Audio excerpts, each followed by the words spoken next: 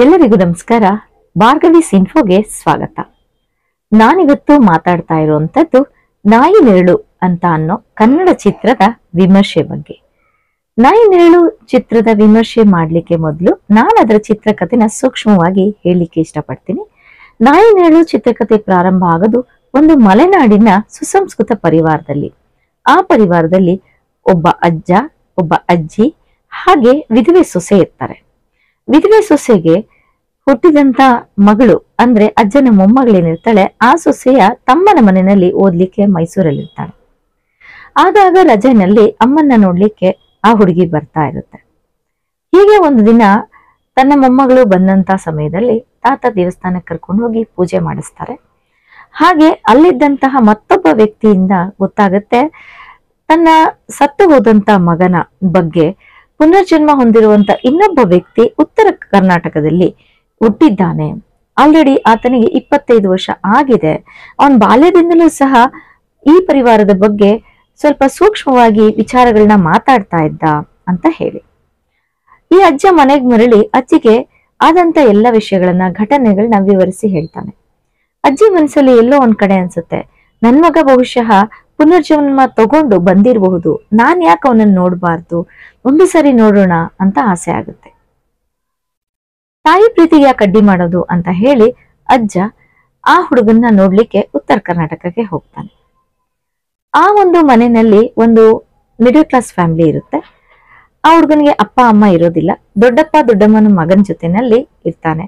ಅವರೇ ಇವನನ್ನ ಸ್ವಂತ ತಮ್ಮನ ಹಾಗೆ ಬೆಳೆಸಿರ್ತಾರೆ. ಆದ್ರೂ ಸಹ ಬೇಜವಾಬ್ದಾರಿ ಇರುವಂತ ಹುಡುಗ ಆಗಿರ್ತಾನೆ. ಅವನ ಹೆಸರು ವಿಶ್ವ ಅಂತ ಹೇಳಿ. ಅವನನ್ನ ಎಲ್ಲರೂ ವಿಶ್ವನಾಥರಾಯರೇ ಅಂತ ಗುರುತಿಸ್ತಿರ್ತಾರೆ. ಆದ್ರೆ ವಯಸ್ಸಿಗೆ ತಕ್ಕಂತ ಒಂದು ಮೆಚುರಿಟಿ ಆತನಲ್ಲಿರಲ್ಲ, ಮುಂಗೋಪ ಸ್ವಭಾವ ಅವನಲ್ಲಿರುತ್ತೆ. ಹೀಗೆ ಅಜ್ಜ ಆತನ್ನ ನೋಡ್ಲಿಕ್ಕೆ ಹೋದಾಗ ಸ್ವಲ್ಪ ವಿಚಾರಗಳು ಅವನು ಪುನರ್ಜನ್ಮದ ಬಗ್ಗೆ ಹೇಳ್ತಾನೆ. ಆದ್ರೆ ಆದಷ್ಟು ವಿಚಾರಗಳು ಅಷ್ಟು ತಾಳೆ ಆಗೋದಿಲ್ಲ. ಆದ್ರೂ ಸಹ ಅಜ್ಜನ ಜೊತೆಲಿ ಬಂದಿದ್ದಂತಹವರು ಹೌದು ಈತನೇ ನಮ್ಮ ತೀರು ಹೋದಂತವನು, ಹಾಗಾಗಿ ನಾವು ಇವನ್ನ ಕರ್ಕೊಂಡು ಹೋಗೋಣ ಅಂತ ಹೇಳಿ ಒಂದು ಅಭಿಪ್ರಾಯನ ವ್ಯಕ್ತಪಡಿಸ್ತಾರೆ. ಆಯ್ತು ನೋಡೋಣ, ಮನೆ ನೋಡಿದ್ಮೇಲೆ ಈತನ್ಗೆ ಇನ್ನಷ್ಟು ನೆನಪು ಬರಬಹುದು, ಅದಾದ ನಂತರ ಖಾತ್ರಿ ಮಾಡ್ಕೊಂಡು ನಾವು ಈತನ್ನ ಮನೆಯಲ್ಲೇ ಇರಿಸ್ಕೋಬೇಕಾ, ಏನ್ ಮಾಡ್ಬೇಕು ಅನ್ನೋದನ್ನ ನಿರ್ಧರಿಸೋಣ ಅಂತ ಹೇಳಿ ಅಜ್ಜ ಆ ಹುಡುಗನ್ನ ಕರ್ಕೊಂಡು ಹೋಗ್ತಾರೆ. ಆ ಹುಡುಗ ಮನೆಯವ್ರಿಗೆ ಆಲ್ರೆಡಿ ಹೊರೆಯಾಗಿರ್ತಾನೆ. ಹಾಗಾಗಿ ಅಣ್ಣ ಅತ್ತಿಗೆ ಇಬ್ರು ಸಹ ಅವನನ್ನ ಬೀಳ್ಕೊಡೋದಕ್ಕೆ ಮುಂದಾಗ್ತಾರೆ. ಹೀಗೆ ಅಜ್ಜನ ಜೊತೆಲಿ ಹೊರಟಂತ ವಿಶ್ವ ಅಜ್ಜಿನ ಭೇಟಿ ಆಗ್ತಾನೆ. ಮನೆಯಲ್ಲಿ ಸಾಕಷ್ಟು ನೆನಪುಗಳ ಬಗ್ಗೆ ಅವನು ಮಾತಾಡ್ತಾನೆ. ಅಜ್ಜಿಗೆ ಖಾತ್ರಿ ಆಗುತ್ತೆ, ತೀರಿ ಹೋದಂತ ನನ್ನ ಮಗನೇ ಮತ್ತೊಮ್ಮೆ ಪುನರ್ಜನ್ಮ ಹೊತ್ತು ಬಂದಿದ್ದಾನೆ ಅಂತ ಹೇಳಿ. ಹಿಂಗೆ ಜವಾಬ್ದಾರಿ ಇಲ್ದಂತ ವಿಶ್ವ ಅಲ್ಲೂ ಸಹ ಬೇಜವಾಬ್ದಾರಿನಲ್ಲೇ ಮನೆಯಲ್ಲಿ ಕಾಲ ಕಳಿತಿರ್ತಾನೆ. ಹಾಗೆ ಒಂದು ಹೆಣ್ಣನ್ನ ನೋಡ್ತಾನೆ. ಅದು ಇಂತ ಯಾರು ಅಲ್ಲ, ಅಜ್ಜನ ವಿಧವೆ ಸೊಸೆ ಆಗಿರ್ತಾಳೆ. ಅವನ್ ಕೇಳ್ತಾನೆ ಅವಳು ಯಾರು ಅಂತ ಹೇಳಿ. ಅಜ್ಜಿ ಹೇಳ್ತಾಳೆ, ನಿನಗ್ ನೆನಪು ಬರ್ಲಿಲ್ವಾ, ಅವಳೇ ನಿನ್ ಹೆಂಡತಿ ಸುಬ್ಬಲಕ್ಷ್ಮಿ ಅಂತ ಹೇಳಿ. ಮತ್ತ ಅವಳು ಯಾಕೆ ಕೆಂಪು ಸೀರೆನಲ್ಲಿದ್ದಾಳೆ, ಅವಳು ಯಾಕೆ ಮಡಿನಲ್ಲಿದ್ದಾಳೆ, ಅವಳು ಯಾಕೆ ಹಣೆಗೆ ಬುಟ್ಟಿಟ್ಟಿಲ್ಲ ಅಂತ ಹೇಳಿ.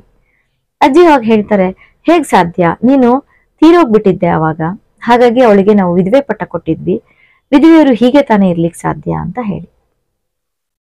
ಅವನು ಹೇಳ್ತಾನೆ, ಅಮ್ಮ ನನ್ನ ಹೆಂಡತಿ ಈ ತರ ಇರೋದನ್ನ ನಾನು ಇಷ್ಟಪಡಲ್ಲ, ನಾನ್ ಸುಖವಾಗಿರ್ಬೇಕು, ನಾನ್ ಖುಷಿಯಿಂದ ಇರ್ಬೇಕು ಅನ್ನೋದಾದ್ರೆ ಅವಳಿಗೆ ಬಣ್ಣದ ಬಟ್ಟೆಗಳನ್ನ ಹಾಕೊಳ್ಳಕ್ ಹೇಳು, ಹಣೆ ತುಂಬಾ ಕುಂಕುಮ ಇಟ್ಕೊಳ್ಳೋಕ್ ಹೇಳು, ನಾನೆಲ್ಲಿ ತೀರೋಗಿದ್ದೀನಿ, ನಾನು ಪುನರ್ಜನ್ಮ ಹೊಂದಿ ಬಂದಿದ್ದೀನಲ್ವಾ ಅಂತ ವಾದ ಮಾಡ್ತಾನೆ.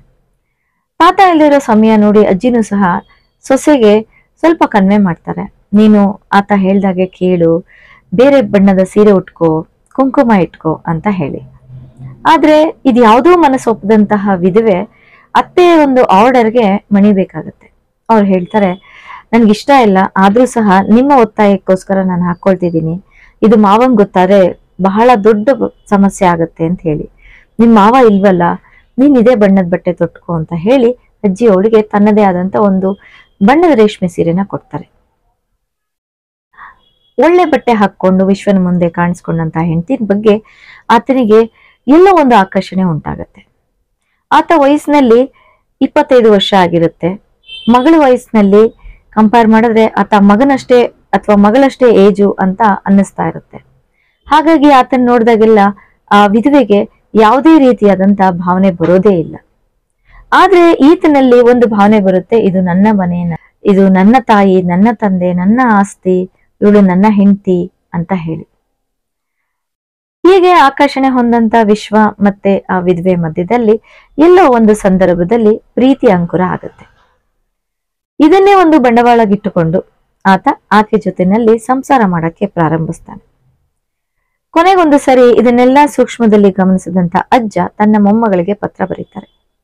ನಿಮ್ಮ ತಾಯಿ ಈ ತರ ಒಂದು ಸಂದರ್ಭಕ್ಕೆ ಸಿಕ್ಕಾಕೊಂಡಿದ್ದಾರೆ, ಬಾ ಅಂತ ಹೇಳಿ. ಮಗಳು ತಾಯಿ ಏನಾಯ್ತು ಅನ್ನೋ ಒಂದು ಆತರದಲ್ಲಿ ಓಡ್ ಬರ್ತಾಳೆ. ಆಕೆ ಎಲ್ಲ ವಿಶ್ಲೇಷಣೆ ಮಾಡಕ್ ಆಗದೆ ಇದ್ದಂತ ಸಂದರ್ಭದಲ್ಲಿ ಪ್ರತ್ಯಕ್ಷವಾಗಿ ತಾಯಿ ಬಗ್ಗೆ ಕರ್ಕೊಂಡು ಹೋಗಿ ತೋರಿಸ್ತಾರೆ. ತಾಯಿ ಸಂಪೂರ್ಣವಾಗಿ ಬದಲಾಗಿ ಹೋಗಿರ್ತಾಳೆ. ಆಕೆ ತೊಟ್ಟಿದ್ದಂತಹ ಕೆಂಪು ಬಣ್ಣದ ಬಟ್ಟೆ ಬದಲಾಗಿ, ಮಡಿ ಬದಲಾಗಿ ಆಕೆ ಬಣ್ಣದ ರೇಷ್ಮೆ ಸೀರೆ ಉಟ್ಟಿರ್ತಾಳೆ, ಕುಂಕುಮ ಇಟ್ಟಿರ್ತಾಳೆ, ಮುಡಿಗೆ ಹೂ ಮುಡಿದಿರ್ತಾಳೆ. ಪ್ರತಿ ತಿಂಗಳು ಮುಡಿ ತೆಗೆಸ್ತಿದ್ದಂತ ತಾಯಿ, ಮಡಿನಲ್ಲಿದ್ದಂತ ತಾಯಿ ಈ ರೀತಿ ನೋಡಿದ್ದು ಅವಳಿಗೆ ಸಂತೋಷ ಆಗುತ್ತೆ. ಆದ್ರೆ ಯಾರೋ ಒಬ್ಬ ಬಂದು ತನ್ನ ತಾಯಿಗೆ ಕೈಲಿ ಕರ್ಕೊಂಡು ಹೊಟ್ಟೋಗ್ತಾನೋ, ತನ್ನಿಂದ ತಾಯಿನ ಎಲ್ಲಿ ದೂರ ಮಾಡ್ಬಿಡ್ತಾನೋ ಅನ್ನೋ ಒಂದು ಭಯಕ್ಕೆ ಮಗಳು ಆತನ ತಂದೆ ಅಂತ ಒಪ್ಕೊಳ್ಳಲ್ಲ. ಯಾಕೆ ಅಂದ್ರೆ ಪ್ರಾಯದಲ್ಲೂ ಸಹ ಅವರಿಬ್ರು ತಂದೆ ಮಗಳು ಅನ್ನಿಸ್ತಿರಲ್ಲ. ಆದ್ರೆ ತನ್ನ ತಾಯಿ ತನ್ನ ಒಪ್ಕೊಂಡಿರೋದ್ರ ಬಗ್ಗೆ ಆಕೆ ನಿರಾಸೆ ವ್ಯಕ್ತಪಡಿಸ್ತಾಳೆ. ತಾಯಿನ ಅವಳು ತುಂಬಾ ಕನ್ವೆ ಮಾಡಕ್ ಹೋಗ್ತಾಳೆ. ಅಮ್ಮ, ಆತ ಮೋಸ ಮಾಡ್ತಿದ್ದಾನೆ, ನಂಬಬೇಡಿ. ನನ್ನನ್ನ ಇಷ್ಟಪಡ್ತಿರಲ್ಲ, ಆತ ಯಾಕೆ ಬೇಕು ನಿಮ್ಗೆ, ಸೊಸೈಟಿ ಏನನ್ನುತ್ತೆ ಅಂತ ಹೇಳಿ. ಆದ್ರೆ ಪ್ರೇಮ ಪಾಶದಲ್ಲಿ ಬಿದ್ದಂತ ತಾಯಿಗೆ ಇದು ಯಾವುದು ಕಾಣಿಸ್ತಾ ಇರೋದಿಲ್ಲ. ಆಕೆ ಇಡೀ ಸಮಾಜನ ಎದುರಾಕೊಳ್ಳಕ್ಕೆ ಸಿದ್ಧ ಇರ್ತಾಳೆ, ಆದ್ರೆ ಆತನ್ನ ಬಿಟ್ಕೊಡಕ್ಕೆ ರೆಡಿ ಇರೋದಿಲ್ಲ. ಹಿಂಗೆ ಒಂದಷ್ಟು ದಿನ ನಡೆದ ನಂತರ ಮಗಳು ಮುನಿಸ್ಕೊಂಡು ಹೊರಟೋಗ್ತಾಳೆ. ಮತ್ತೆ ಅವತ್ತು ನಾನು ಬರಲ್ಲ ಅಂತ ಹೇಳಿ. ಹಾಗೆ ಆ ವಿಶ್ವನಿಗೆ ಒಂದು ಚಾಲೆಂಜ್ ಮಾಡಿ ಹೋಗ್ತಾಳೆ, ನಾನು ನಿನ್ನನ್ನು ಸುಮ್ಮನೆ ಬಿಡಲ್ಲ, ಪಾಪದ ಮುದುಕಿ ಇರೋದನ್ನ ಕಂಡು ನೀನು ಕತೆ ಕಟ್ತಾ ಇದೀಯಾ, ನಾನು ನಿನ್ನನ್ನ ಕೋರ್ಟಿಗೆ ಇಳಿತೀನಿ, ಕೇಸ್ ಹಾಕ್ತೀನಿ ಅಂತ ಹೇಳಿ ಅಲ್ಲಿಂದ ಹೋಗ್ತಾಳೆ. ಅಷ್ಟರಲ್ಲಿ ತಾಯಿ ಗರ್ಭಿಣಿ ಆಗಿರ್ತಾಳೆ. ಸೊಸೈಟಿ ಮುಂದೆ ತಲೆ ಎತ್ಕೊಂಡು ತಿರ್ಗಕ್ ಆಗ್ತಾ ಇರಲ್ಲ. ಯಾಕಂದ್ರೆ ವಿಧವೆ ಗರ್ಭಿಣಿ ಅಂದ್ರೆ ಯಾರು ಒಪ್ಪಲ್ಲ. ಈ ಎಲ್ಲಾ ಸಂದರ್ಭಗಳನ್ನ ನೋಡಿ ಅತ್ತೆ ಹಾಸಿಗೆ ಹಿಡಿತಾರೆ. ಆ ಹುಡುಗನ್ನ ಕರ್ಕೊಂಡ್ ಬಂದಿದ್ದಾಯ್ತು, ಈಗ ಅವ್ರಿಗೊಂದ್ ದಡ ಸೇರ್ಸೋಣ ಅಂತ ಹೇಳಿ ಅಜ್ಜ ಏನ್ ಮಾಡ್ತಾನೆ, ಮತ್ತೆ ಅವ್ರ ಅಣ್ಣ ಅತ್ತಿಗೆಗೆ ಕಾಗದ ಬರೀತಾರೆ. ಅಣ್ಣ ಅತ್ತಿಗೆ ಬರ್ತಾರೆ, ವಿಶ್ವನ ಬೇಕಾದ್ರೆ ಕರ್ಕೊಂಡು ಹೋಗ್ತೀವಿ, ಆದ್ರೆ ಈ ವಿಧವೆ ಹೆಂಗಸನ್ನ ಹೇಗ್ ಕರ್ಕೊಂಡು ಹೋಗೋದು, ಸೊಸೈಟಿ ತಾನೇ ಹೇಗ್ ಒಪ್ಪುತ್ತೆ, ಈತ ಮತ್ತೆ ಆಕೆ ವಯಸ್ಸಿನಲ್ಲಿ ಸಾಕಷ್ಟು ಅಂತರ ಇದೆ ಅಂತ ಹೇಳ್ತಾರೆ. ಇಲ್ಲ, ನೀವು ಕರ್ಕೊಂಡು ಹೋಗ್ಲೇಬೇಕು ಅಂತ ಹಠ ಹಿಡ್ದಾಗ, ಆಯ್ತು ನಾವು ಕರ್ಕೊಂಡು ಹೋಗ್ತೀವಿ, ನಿಮ್ಮ ಆಸ್ತಿನಲ್ಲಿ ನಮಗೆ ಭಾಗ ಕೊಟ್ಬಿಡಿ ಅಂತ ಕೇಳ್ತಾರೆ. ಅಜ್ಜನಿಗನ್ಸುತ್ತೆ ಅವ್ರು ಬಂದಿರೋದು ಆಸ್ತಿಗೋಸ್ಕರ, ವಿಶ್ವನಿಗೋಸ್ಕರ ಆಗ್ಲಿ ಅಥವಾ ಸೊಸೆಗೋಸ್ಕರ ಆಗ್ಲಿ ಅಲ್ಲ. ಹಾಗಾಗಿ ಮೊದ್ಲಿಂದನೂ ನನ್ನ ಸೊಸೆ ನನಗ್ ಭಾರ ಆಗಿರ್ಲಿಲ್ಲ, ಇನ್ ಮುಂದೇನೂ ಭಾರ ಇಲ್ಲ, ಆಕೆ ನನ್ನ ಮಗಳಿದ್ದಾಗೆ, ಆಕೆ ಜೊತೆನಲ್ಲಿ ನನ್ ಮಗ ಮತ್ತೆ ಹುಟ್ಟು ಬಂದಿದ್ದಾನೆ ಅನ್ಕೊಂಡು ಇಬ್ಬರನ್ನು ಸಾಕ್ತೀನಿ ಬಿಡು ಅಂತ ಅಜ್ಜ ದೃಢ ನಿರ್ಧಾರ ತಗೊಳ್ತಾರೆ. ಅಜ್ಜನ ಈ ನಿರ್ಧಾರದ ಮುಂದೆ ಎಲ್ಲರೂ ತಲೆ ತೆಗ್ಗಿಸ್ತಾರೆ. ಅಲ್ಲಿಂದ ಅಣ್ಣ ಅತ್ತಿಗೆ ವಿಶ್ವನ ಬಿಟ್ಟು ಹೊರಟೋಗ್ತಾರೆ. ವಿಶ್ವನಿಗೆ ಇದ್ದಂತಹ ಆ ಒಂದು ಸಂಬಂಧನೂ ಸಹ ಹೊರಟೋಗುತ್ತೆ. ಇತ್ತ ವಿಶ್ವ ಖುಷಿಯಿಂದ ಇರ್ತಾನೆ, ಬೇಜವಾಬ್ದಾರಿತನದಿಂದ ಇರ್ತಾನೆ. ಈ ವಿಧವೆ ಸ್ತ್ರೀಗೆ ಒಂದು ನೋವು ಕಾಡಕ್ ಸ್ಟಾರ್ಟ್ ಆಗುತ್ತೆ. ಸೊಸೈಟಿ ನನ್ನ ಒಪ್ಕೊಳ್ಳೋದಿಲ್ಲ. ಹಾಗಾಗಿ ಊರಾಚೆ ಇರೋ ಒಂದು ನಮ್ಮದೇ ಆದಂತ ಜಾಗದಲ್ಲಿ ಒಂದು ಪುಟ್ಟ ಗುಡಿಸಲು ಕಟ್ಕೊಂಡು ನಾನು ಮತ್ತೆ ವಿಶ್ವ ಇರೋದು ಅಂತ ನಿರ್ಧರಿಸ್ತಾಳೆ. ತನ್ನ ನಿರ್ಧಾರನ ಮಾವನಿಗೆ ಹೇಳ್ತಾರೆ. ಮಾವ ಹೇಳ್ತಾರೆ ಇದೆಲ್ಲ ಬೇಡ ಅಂತ. ಆದ್ರೂ ಸೊಸೆ ಅವರನ್ನ ತುಂಬಾ ಬೇಡ್ಕೊಂಡಾಗ ಅವರು ಒಪ್ಕೋಬೇಕಾಗತ್ತೆ. ಮಾವ ಮನೆಗ್ ಬೇಕಾದಂತ ಪ್ರತಿಯೊಂದು ಸಾಮಾನುಗಳ ಜೊತೆನಲ್ಲಿ, ಮನೆಗ್ ಬೇಕಾದಂತ ಅಡಿಗೆ ಸಾಮಾನುಗಳ ಜೊತೆನಲ್ಲಿ ಸೊಸೆ ಮತ್ತೆ ಪುನರ್ಜನ್ಮ ಹೊತ್ತಿರುವಂತ ತನ್ನ ಮಗನ್ನ ಊರಾಚೆ ಇರುವಂತಹ ತನ್ನ ಜಾಗದಲ್ಲಿ ಗುಡಿಸಲು ಕಟ್ಕೊಳ್ಳಿಕ್ಕೆ ಕಳಿಸ್ತಾರೆ. ಇವರು ಹೋಗ್ಲಿಕ್ಕೆ ಮುಂಚೆನೆ ಆಲ್ರೆಡಿ ಮನೆ ಸಿದ್ಧವಾಗಿರುತ್ತೆ. ಮನೆಗೆ ಬೇಕಾಗಿದ್ದಂತಹ ಎಲ್ಲ ಒಂದು ವಸ್ತುಗಳನ್ನ ಇವರು ದೋಣಿನಲ್ಲಿ ಸಾಗಿಸ್ತಾರೆ. ಹೀಗೆ ದೋಣಿಯತ್ತ ಹೋಗ್ತಾ ಇರ್ಬೇಕಾದ್ರೆ ದೋಣಿನಲ್ಲಿ ಒಂದು ಬೇರೆ ವರ್ಗದ ಹೆಣ್ಣು ಮಗಳನ್ನ ವಿಶ್ವ ನೋಡ್ತಾನೆ. ಆಕೆ ಬಗ್ಗೆ ಆಕರ್ಷಣೆನೂ ಸಹ ಅವನಿಗಾಗುತ್ತೆ. ನಂತರ ಅವನು ಹೆಂಡತಿಗೆ ಮತ್ತೆ ಆ ಹುಡುಗಿಗೆ ಕಂಪೇರ್ ಮಾಡ್ಲಿಕ್ಕೆ ಪ್ರಾರಂಭಿಸ್ತಾನೆ. ಹೆಂಡತಿಗೆ ಇಲ್ಲೋ ಒಂದ್ ಕಡೆ ಮನಸ್ಸು ನೋಯುತ್ತೆ. ಅಷ್ಟ್ರಲ್ಲಿ ಅವಳು ಹೇಳ್ತಾರೆ, ಇದೆಲ್ಲ ನೀವು ಯಾಕೆ ಮಾಡ್ತಾ ಇದ್ದೀರಿ, ನನಗ್ ಮನ್ಸಿಗೆ ನೋವಾಗುತ್ತೆ ಅಂತ ಹೇಳಿ. ಆದ್ರೆ ವಿಶ್ವನ್ ಮನ್ಸಲ್ಲಿ ಆಕೆ ಬಗ್ಗೆ ಇದ್ದಂತ ಆಕರ್ಷಣೆ, ಪ್ರೀತಿ ಕಡಿಮೆ ಆಗ್ತಾ ಹೋಗುತ್ತೆ. ಆತ ದೋಣಿನಲ್ಲಿ ಕಂಡಂತ ಆ ಹುಡುಗಿನ ನದಿ ದಾಟ್ಕೊಂಡು ಹೋಗೋದು, ಮಾತಾಡ್ಸೋದು, ಈ ಪ್ರಯತ್ನ ಎಲ್ಲ ಮಾಡ್ತಿರ್ತಾನೆ. ಒಂದು ದಿನ ಆ ಸಮುದಾಯದ ಜನರು ಅವನನ್ನ ಅಟ್ಟಿಸ್ಕೊಂಡು ಬಂದು ಬಿಟ್ಟೋಗ್ತಾರೆ ಮನೆಗೆ. ಹೆಗ್ಡೆ ಅವರು ನನ್ನ ಮನೆಗೆ ಬಂದಿದ್ರು, ನಾವೊಂದ್ ಸ್ವಲ್ಪ ಅವರಿಗೆ ಜೋರ್ ಮಾಡಿ ಕಳಿಸಿದೀವಿ ಅಮ್ಮ, ನೀವು ನಿಮ್ಮ ಯಜಮಾನರನ್ನ ಇರಿಸ್ಕೊಳ್ಳಿ, ಈ ತರ ಎಲ್ಲ ಕಳಿಸ್ಬೇಡಿ ಅಂತ ಹೇಳಿ. ಆ ಹೆಂಗಸಿಗೆ ಬಹಳಷ್ಟು ನೋವಾಗುತ್ತೆ. ಆಗ ಹೇಳ್ತಾಳೆ, ನೀವ್ ಯಾಕೆ ಹಿಂಗ್ ಮಾಡಿದ್ರಿ ಅಂತ. ಫನ ಮಾಡ್ತಿದ್ದಾಳೆ ಅಂತ ತಿಳ್ಕೊಂಡಂತ ವಿಶ್ವ ಆಕೆ ತಲೆ ಕೂದಲನ್ನ ನೋಡ್ಬಿಟ್ಟು, ನಿನ್ ತಲೆನಲ್ಲಿ ಬಿಳಿ ಕೂದಲು ಬಂದಿದೆ, ಇದೇ ತರ ತಲೆ ಕೂದಲು ನಮ್ ತಾಯಿ ತಲೆನಲ್ಲೂ ಇತ್ತು ಅಂತಾನೆ. ಅಂದ್ರೆ ಆತನ ಮನಸ್ಸಿನಲ್ಲಿ ಎಲ್ಲೋ ಆ ಹೆಂಗಸು ನನ್ನ ಹೆಂಡತಿ ಅಲ್ಲ, ತಾಯಿ ಕಂಡಂಗ್ ಕಾಣ್ತಾ ಇದ್ದಾಳೆ ಅನ್ನೋದು ಹೆಂಡತಿಗೆ ಕನ್ಫರ್ಮ್ ಆಗುತ್ತೆ. ಇದನ್ನೆಲ್ಲ ನೋಡಿದಂತಹ ಹೆಂಡತಿಗೆ ಮನಸ್ಸಿಗೆ ಎಷ್ಟೇ ಘಾಸಿ ಆದ್ರೂ ಸಹ ತೋರಿಸ್ಕೊಳ್ದೆ ಸಂಸಾರ ಮಾಡ್ಕೊಂಡು ಹೋಗ್ತಾ ಇರ್ತಾರೆ. ವಿಶ್ವ ಹಾಗೆ ಬೇಜವಾಬ್ದಾರಿತನದಿಂದ ಕಾಲ ಕಳೀತಾ ಇರ್ತಾನೆ. ಅಷ್ಟಲ್ಲೊಮ್ಮೆ ಪೊಲೀಸ್ ಬಂದು ವಿಶ್ವನ್ನ ಅರೆಸ್ಟ್ ಮಾಡಿ ಹೋಗ್ತಾರೆ. ಯಾಕೆ ಅಂದ್ರೆ ಸುಬ್ಬಲಕ್ಷ್ಮಿಯ ಮಗಳು ಏನಿರ್ತಾಳೆ, ಅವಳು ವಿಶ್ವನ್ ಮೇಲೆ ಕೋರ್ಟ್ ಅಲ್ಲಿ ಕೇಸ್ ಹಾಕಿರ್ತಾಳೆ. ಹೇಗೆ ಅಂದ್ರೆ ತನ್ನ ಮಾವ ಏನಿದ್ದಾರೆ ಅವರು ಲಾಯರ್ ಆಗಿರ್ತಾರೆ, ಮಾವನ ಸಹಾಯದಿಂದ ಆಕೆ ಕೋರ್ಟ್ ಅಲ್ಲಿ ಕೇಸ್ ಹಾಕಿರ್ತಾಳೆ. ವಿಶ್ವನ್ನ ಪೊಲೀಸ್ ಅರೆಸ್ಟ್ ಮಾಡ್ತಾರೆ. ಇದಾದೊಂದು ಸ್ವಲ್ಪ ದಿನಕ್ಕೆ ವಿಶ್ವನ್ನ ಬೇಲ್ ಮೇಲೆ ಬಿಡಿಸ್ಕೊಳ್ಳೋದಕ್ಕೆ ಪ್ರಯತ್ನಗಳು ನಡೆಯುತ್ತೆ. ಆದ್ರೆ ಯಾವುದೇ ರೀತಿಯಾದಂತಹ ಪ್ರಯತ್ನಗಳು ಫಲಕಾರಿ ಆಗೋದಿಲ್ಲ. ಆದ್ರೂ ಸಹ ಹೆಂಡತಿ ಮತ್ತೆ ಅಜ್ಜ ಇಬ್ರು ಸೇರಿ ವಿಶ್ವನ್ನ ಮೇಲೆ ಬರೆಸ್ಕೊಳ್ಳೋಕೆ ಪ್ರಯತ್ನ ಪಟ್ಟಿ ಸಫಲ ಆಗ್ತಾರೆ. ಆದ್ರೆ ವಿಶ್ವ ಜೈಲಿಂದ ಬರೋದಕ್ಕೆ ರೆಡಿನೇ ಇರೋದಿಲ್ಲ. ವಿಶ್ವ ಸಾಕಷ್ಟು ಕಾಲ ಜೈಲಲ್ಲಿ ಇರ್ತಾನೆ.